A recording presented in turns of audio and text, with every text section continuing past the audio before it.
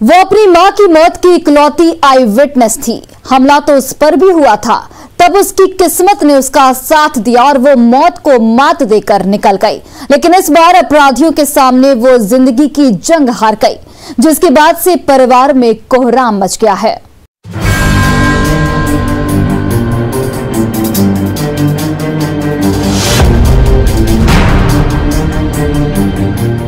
खून से लथपथ जमीन पर बेसुध पड़ी महिला, तफ्तीश करती पुलिस और जमीन पर पड़े कारतूस के खाली खोखे उस वारदात की चीख चीख कर गवाही दे रहे हैं, जिसे बेलगाम बदमाशों ने अहले सुबह 5 बजे अंजाम दिया है।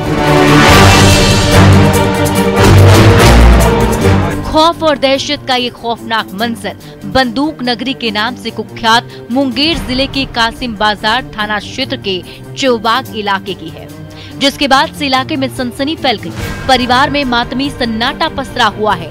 आसपास के लोग मौकाए वारदात पर इकट्ठा होकर दहशत भरी निगाहों से उस मंजर को देख रहे हैं, लेकिन कोई किसी से कुछ बोल नहीं रहा। हम तो सोए हुए थे तो ढप सनी आवाज किया तो मेरा भैगना बोला कि आवाज देखना छोटू भैया बाड़ी में की कर ला। हमले तो ही देखना।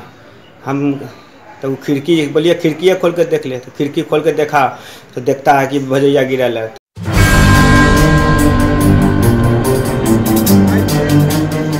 गोली की आवाज सुनने के बाद परिजनों की नींद खुली।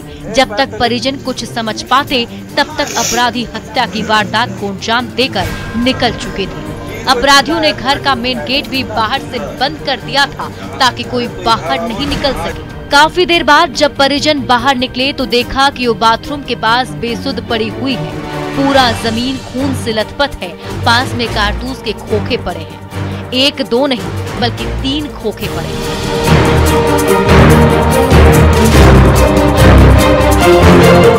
देखिए, यही वो कारतूस के खोखे हैं।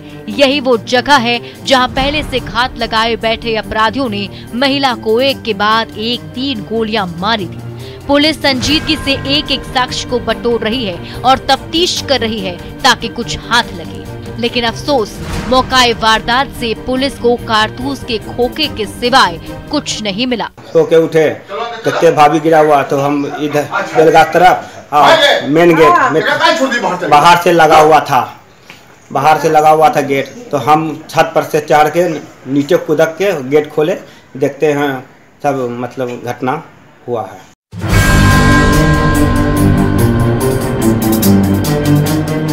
घटना के बारे में बताया जा रहा है कि जिस महिला को अपराधियों ने गोली मारकर मौत के घाट उतारा है वो एक CISF जवान रवि शर्मा की पत्नी दीपिका शर्मा है। इससे पहले 2017 में दंपत्ति विवाद को लेकर अपराधियों ने दीपिका और उसकी मां गायत्री देवी पर हमला किया था।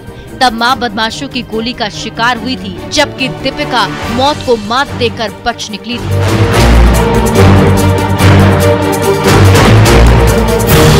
वो इस मामले की इकलौती आई विटनेस थी। उस केस में गवाही नहीं देने को लेकर हमेशा ससुराल पक्ष और आरोपियों की ओर से मानसिक दबाव बनाया जा रहा था।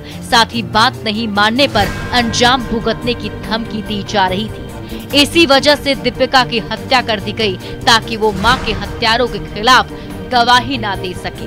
ऐसा दीपिका के भाई का आरोप है। मामला है घरेलू हिंसा का ये मामला था और एक केस से मेरी माँ का मर्डर हुआ था तो उसमें भी चल रहा था। उसमें भी मुख्य आई विटनेस थी। इसमें भी इसको गोली लगा था, जिसमें इसका जान बच गया था।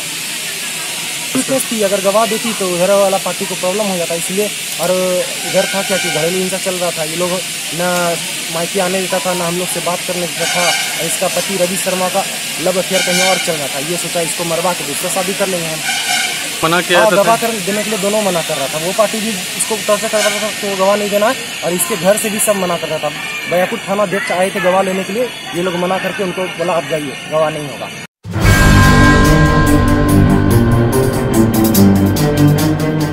अब सवाल ये है कि दीपिका शर्मा के हत्या के पीछे किसका हाथ है? क्या दीपिका के पति रवि ने हत्या करवाई है? क्या दीपिका के पति रवि का सच में अफेयर है या हत्या के पीछे गायत्री देवी के गुनहगारों का हाथ है? पुलिस जांच में अब तक क्या सामने आया है?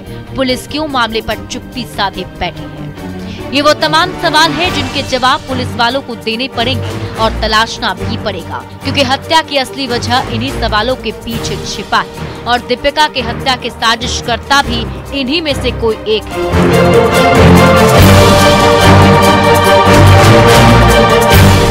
खैर, ये तो जांच की बात है।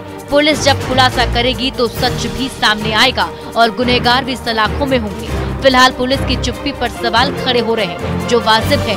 ऐसे में देखना होगा कि पुलिस कब तक इस हत्या की गुत्थी को सुलझाती है और सच से रूबरू कराती है। न्यूज़ 18 के लिए मुंगेर से अरुण शर्मा की रिपोर्ट।